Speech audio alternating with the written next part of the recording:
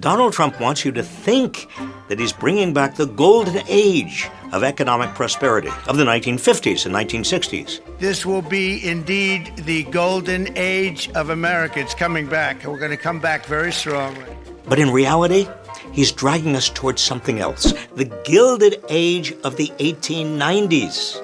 Pop quiz. Which of these would you prefer?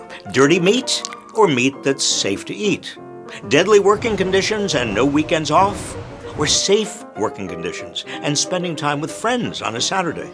If you pick dirty meat and deadly working conditions, well, then the Gilded Age is the choice for you. But seriously, nobody wants this. Except apparently Donald Trump. You know, our country was the strongest, believe it or not, from 1870 to 1913. That's because the Gilded Age was dominated, both economically and politically, by a privileged elite, largely at the expense of everyone else.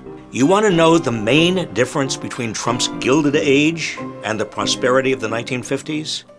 Worker power. During the Gilded Age, organized labor was weak, corporations were largely unregulated, and inequality was rampant. Thanks to the efforts of progressive reformers and organized labor in the first half of the 20th century, workplaces were safer, and workers gained more bargaining power. By 1954, 35% of American workers in the private sector were union members. Corporate taxes were around 50%. And the top marginal tax rate on the wealthiest Americans was 91%. In the 3 decades that followed World War II, America created the largest middle class the world had ever seen. During those years, the earnings of the typical American worker doubled, just as the size of the American economy doubled. The country, while still imperfect, shrank inequality dramatically.